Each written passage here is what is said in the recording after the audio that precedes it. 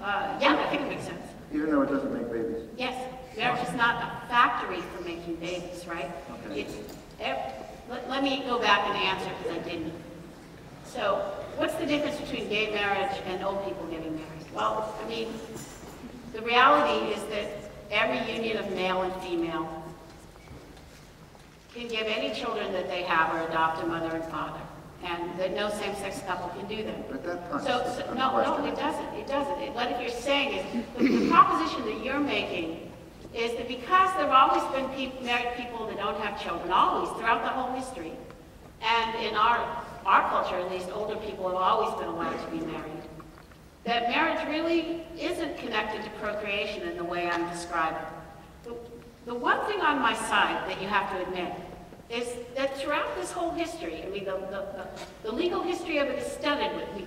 People always understood both that you can make babies without being married and that not all married couples are going to make babies. And yet, they still thought there was this very intimate connection between the idea of a sexual union of male and female and babies. Were they just stupid? No, right? No. But I agree that there's that connection. I also think that marriage is more than that. And that's the only way I think we can make sense of the elderly couple. I don't think so at all. Because your answer to that is, well, they could provide any child they have with a mother and father. What I'm telling you is there's a life cycle, right? You begin without children. Once you're married, this is the way marriage protects children, okay? Once you have a couple married, I mean, it protects them both internal to the marriage, but also externally, right? That man and woman are not going to be creating fatherless children across multiple households. Neither if will they I. have children, right? You don't need marriage. You don't need marriage. I don't need marriage, but you're assuming that that's the only thing marriage does. No, for this purpose, you don't need marriage, right? You and yourself with Linda Way say that there are these other purposes, that it can be a life and death issue, and you're telling me I don't need marriage. Well, I don't know that marriage, when we use, again, in that book, when we use that word and the evidence that we're talking about is about unions of husband and wife.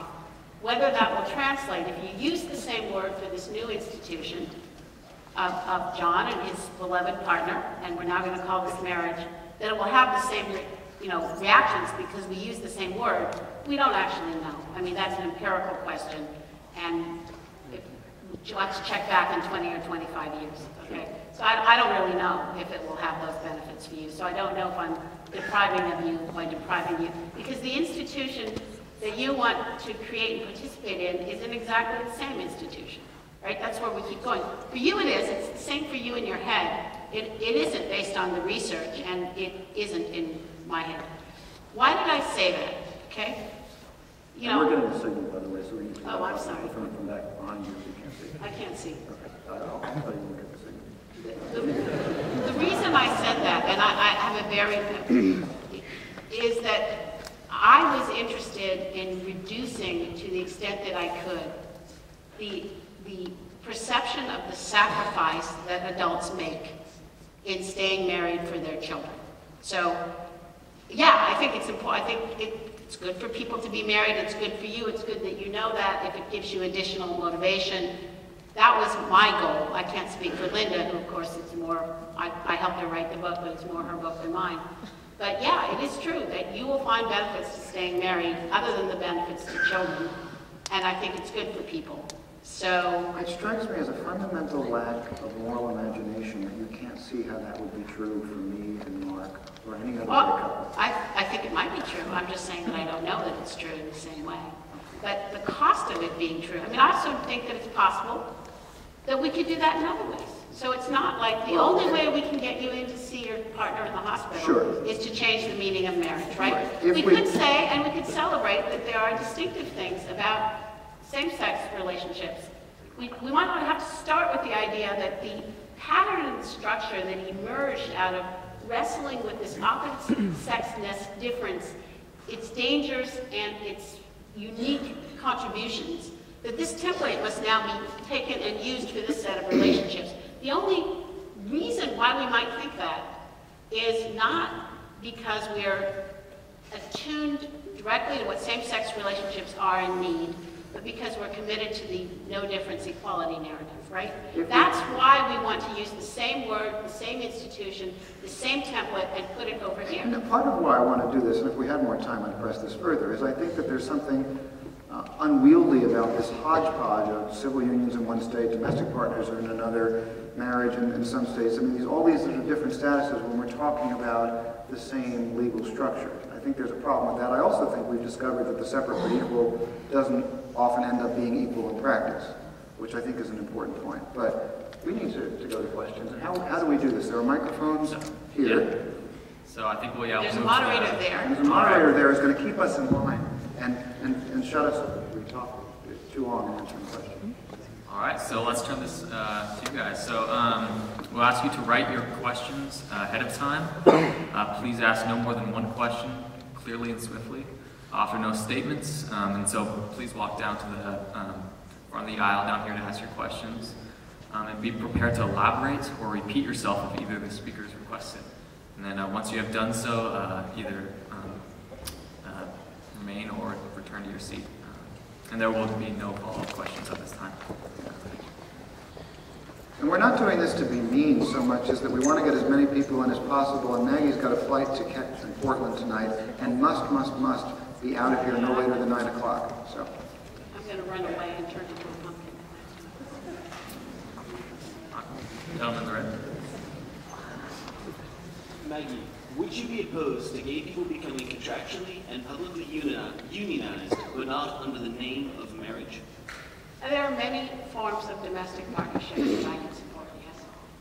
With all the same rights of a marriage that a marriage would give? I don't think you can buy the right to discriminate, so the presumption that the basic template for same-sex and opposite-sex unions has to be identical is a presumption that I would resist. What I would say is that it may seem improbable, but suppose we hash this through and we agree that in the end, there's something distinctive about marital unions. They're intrinsically opposite sex, they have their own purpose. Then it seems to me that there is no reason why we could not. There's a small group of the population, it doesn't fit the marriage model. You could do things for that would make their lives easier, to make their relationships easier, and I wouldn't be opposed to it. But the principle of equality is the principle that, I mean, if I give away that principle, I've already given it away. The name does matter because words matter, but the reason that you might keep the words separate is because there's something different about these two kinds of relationships. Therefore, the question of how do we best meet the needs of gay people, I would not say it necessarily has to be the same. It would be its own question. It would not be under the equality narrative, it would be under the gay people are citizens too. The things they need are things that would be good for society, and then we would approach it in that way under if I ran the world and we theoretically did it my way. So, I don't know if that tells you where my head is at. That's the way I think about it. And I would simply point out in follow-up to that it's refreshing to hear that answer because the answer is usually either no or not my department. So, I mean, I think that's a refreshing answer, and I'd like to hear you talk about that more in the future. Maybe in our book.